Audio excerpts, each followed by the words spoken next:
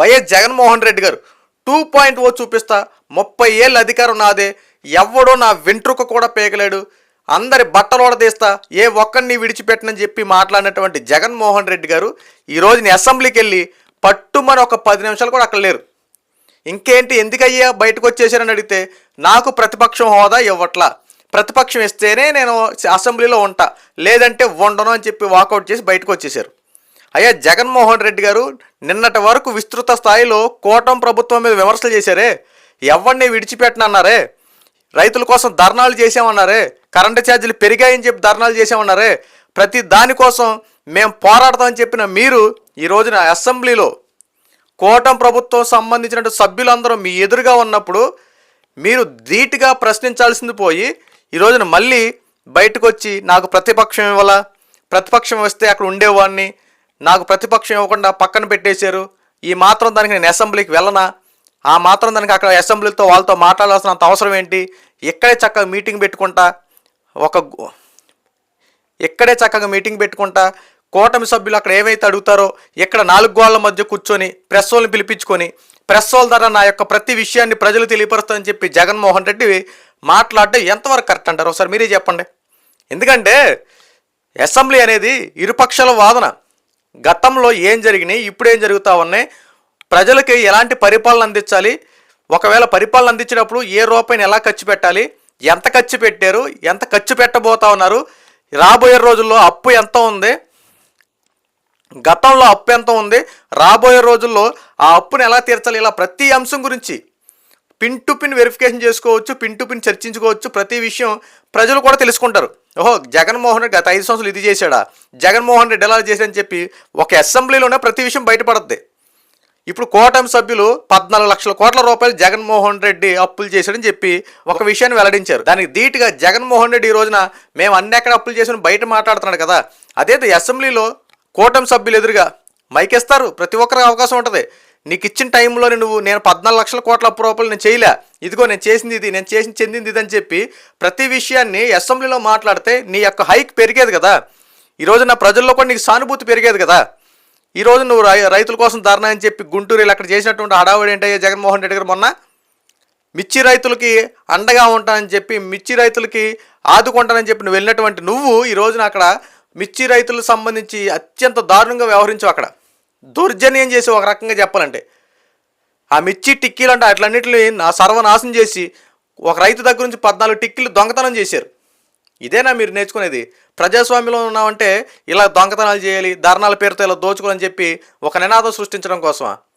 ప్రజల కోసం పోరాడితే ఎక్కడ పోరాడితే ఏంటి, మనకి ఏ హక్కు ఇస్తే ఏంటి? మిమ్మల్ని ఒక ఎమ్మెల్యేగా గెలిపించుకున్నారు, మీకు 11 సీట్లు ఇచ్చారు, మీరు ఒక శాసనసభ్యుడు, మీ 10 మంది ఎమ్మెల్యేలు వాళ్ళ శాసనసభ్యులు, మీరందరూ కలిసి అసెంబ్లీలో మీకు సమయం ఇచ్చినప్పుడే ప్రజాస్వామ్యం ప్రజల కోసం నిజంగా మీరు చిత్తశుద్ధిగా పోరాడాలి అనుకుంటే ఖచ్చితంగా అసెంబ్లీలో ఫైట్ చేయాలి. మీరు కూటమి సభ్యులు ఏదైతే మీ మీద ఒక ఎలిగేషన్ తీసుకొస్తున్నారో ఆ ఎలిగేషన్లన్నింటినీ సాల్వ్ చేసే విధంగా ధీటైన సమాధానం అసెంబ్లీలో చెప్పాలి. మీరు నేను అసెంబ్లీకి వెళ్ళను, చిన్న పిల్లవాడు ఏదో చాక్లెట్కి మారం చేసినట్టు నాకు చాక్లెట్ ఇస్తాను, నేను స్కూల్కి వెళ్తా, లేకపోతే నేను వెళ్ళనని చెప్పి చిన్నపిల్లలు మారం చేస్తూ ఉంటారు. అలాగే జగన్మోహన్ రెడ్డి అసెంబ్లీకి ఎందుకు వెళ్ళట్లేదంటే నాకు ప్రతిపక్షం ఇవ్వట్లా, మైకులు ఇవ్వట్లా, అందుకే నేను అసెంబ్లీకి వెళ్ళని చెప్పి మాట్లాడడం ఎంతవరకు కరెక్ట్ ఇది? ఈరోజున ప్రజలు వైఎస్ఆర్సీపీ పార్టీ వల్లే నిన్ను ఈరోజు చేదరించుకుంటున్నారు. ముఖ్యంగా వచ్చిన అవకాశాన్ని జగన్మోహన్ రెడ్డి సద్వినియోగం ఎందుకు చేసుకోలేకపోతా ఉన్నాడు? ప్రజాస్వామ్యంలో ఉంటున్నాం, ఇది వైఎస్ఆర్సీపీ పార్టీకి పెద్ద దెబ్బ పడబోతా ఉందని చెప్పి మీ పార్టీ వర్గంలోనే చాలామంది మాట్లాడుతూ ఉన్నారు. వచ్చిన అవకాశం ఉపయోగించుకొని అరే గతంలో మనం ఎందుకు ఓడిపోయాం, ఎందుకు ఓడిపోవాల్సి వచ్చింది, మనం అన్ని పథకాలు ఇచ్చేసామంటున్నామే, అయినా ప్రజలు మనకి ఎందుకు ఓటేయలేదని చెప్పి తెలుసుకోవాల్సింది పోయి, ఓటమి నుండి పాఠాలు నేర్చుకోవాల్సింది పోయి, ఈ రోజున వచ్చిన అవకాశాన్ని కూడా ఉపయోగించుకోకుండా బయటకు వచ్చి ధర్నాలు చేస్తారంటే ప్రజలు ఏమన్నా మిమ్మల్ని నెత్తిన పెట్టేసుకుంటారు అనుకుంటారేంటి? వచ్చిన వెళ్ళి అక్కడ నువ్వు గతంలో అప్పులు చేసేవంటారు, వెళ్ళి మాట్లాడవని చెప్పి ప్రజలే ఈరోజు మన గడ్డి పెట్టే రోజులు రాబోతా ఉన్నాయి. ఈ రోజున అధికార పక్షం ఇవ్వాలన్నా ప్రతిపక్షం ఇవ్వాలన్నా ఎవరి చేతిలో ఉంటుంది? ముఖ్యంగా ప్రజల చేతుల్లో ఉంటుంది. అది తెలుసుకోవాలి మీరు. జగన్మోహన్ రెడ్డి గారు ఈ రోజున కూటమి ప్రభుత్వానికి అధికారం ఇచ్చారు, ఈ రోజున మీకు కేవలం 11 సీట్లు ఇచ్చి ప్రతిపక్షం కూడా లేకుండా ప్రజలు చేశారు. కనీసం అసెంబ్లీ రూల్ ప్రకారం ప్రతిపక్షం ఉండాలంటే మినిమం 18 సీట్లైనా ఉండాలి. ఈ రోజున కూటమి ప్రభుత్వం ఈరోజు టీడీపీ ప్రభుత్వం అధికార పక్షంలో ఉంటే జనసేన 21 సీట్లతో సెకండ్ ప్లేస్లో ఉంది. ఇక థర్డ్ ప్లేస్లో మీరు 11 సీట్లతో ఉన్నారు. ఇప్పుడు టీడీపీ అధికార పక్షం అయినప్పుడు ప్రతిపక్షం లెక్కన ఏది వస్తుంది? యాజ్ ఫర్ రూల్ ప్రకారం జనసేన పార్టీ వస్తుంది 21 సీట్లతో.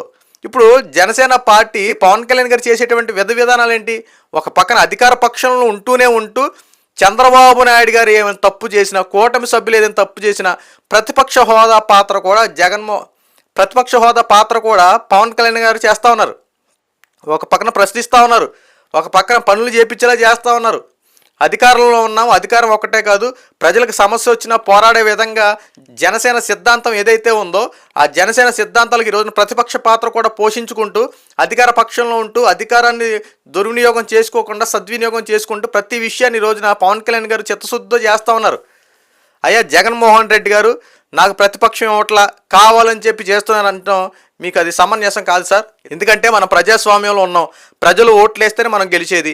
ఆ ప్రజలు ఈ రోజున మీకు 11 సీట్లు ఇచ్చారు. కనీసం మీ నియోజకవర్గ పులివెందుల నియోజకవర్గం కోసమైనా మీరు వెళ్ళి ఈ రోజున అసెంబ్లీలో మీరు ఫైట్ చేయాలి కదా. ఈ రోజున మీరు ఏవైతే విషయాలు ప్రజలకు వెల్లడించాలనుకుంటున్నారో అవి అసెంబ్లీ సాక్షిగా తెలియపరచాలి కదా. ఈ రోజున వచ్చిన అవకాశాన్ని ఉపయోగించుకోకుండా ఇష్టానుసారంగా మొత్తం స్పీకర్ సభని అడ్డుకున్నారు. అంతేకాకుండా స్పీకర్ సభకు సంబంధించినటువంటి ఏవైతే కాగితాలు అవి ఉన్నాయో అట్లన్నింటిని చించేసి ఈరోజు స్పీకర్ చేస్తున్నటువంటి ఆ ప్రమాణాలని అన్నింటిని మీరు అడ్డుకొని ఎంత దారుణంగా ప్రవర్తించారండి. ఇదేనా ప్రజాస్వామ్యం అంటే? ప్రజలు మీ దగ్గర నుంచి కోరుకునేది ఇదేనా? నిన్నటి వరకు జగన్మోహన్ రెడ్డి ప్రజల్లో వస్తున్నాడని చెప్పి మీరేం మాట్లాడారండి? విపరీతంగా జగన్ మీద ప్రజాదరణ ఎక్కువగా పెరిగింది, కూటమి ప్రభుత్వం మీద వ్యతిరేకత వచ్చిందని చెప్పి మీరేం మాట్లాడారు కదా. మరి ప్రజాస్వామ్యం గురించి అంత బాగా మాట్లాడిన మీరు ఈరోజు అసెంబ్లీకి వెళ్ళి చేసిన పని ఏంటి? ఈరోజు అసెంబ్లీలో మీరు ఎంత దారుణంగా వ్యవహరించారంటే ప్రజలు చూస్తున్నారు కదా.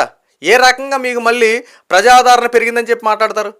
నిజంగా మీకు ప్రజాదరణ పెరిగితే, ప్రజల మీద నిజంగా మీకు అంత ప్రేమే ఉంటే మీరు ధర్నాలు కాదు, రోడ్లంటే తిరగడం కాదు, ఇంట్లో కూర్చొని ప్రెస్ మీట్లు పెట్టడం కాదు, మీ పార్టీకి సంబంధించిన నాయకులు ప్రెస్ మీట్లు పెట్టడం కాదు. ఈరోజు మీరు పెట్టాల్సిన ప్రెస్ మీట్లు, మీరు మాట్లాడాల్సిన మాటలని ఎక్కడో తెలుసా? ఈ అసెంబ్లీలో మాట్లాడాలి. ఈరోజు అసెంబ్లీలో మీరు మాట్లాడితే, మీ గలం ఇప్పితే అసలు జరిగినటువంటి ప్రతి విషయాలు బయటపడతాయి.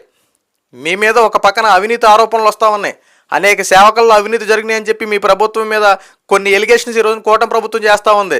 ప్రజాధనాన్ని దుర్వినియోగం చేశారని చెప్పి చాలా విషయాల్లో కూటమి ప్రభుత్వం మీ మీద ఆరోపణలు వేస్తూ ఉంది. మరి ఇట్లన్నిటి ధీటైన సమాధానం మీరు చెప్పాలంటే మీరు అసెంబ్లీకి వెళ్ళాలి కదా.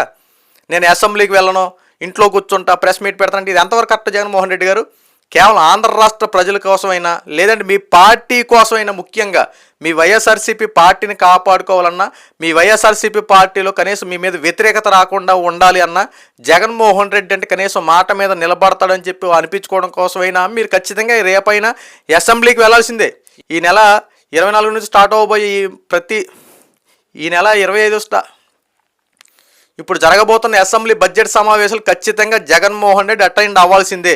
మీరు అసెంబ్లీకి అటెండ్ అయితేనే అసలు ఏది నిజం ఏది అవాస్తవం ప్రజలందరికీ తెలిసేది.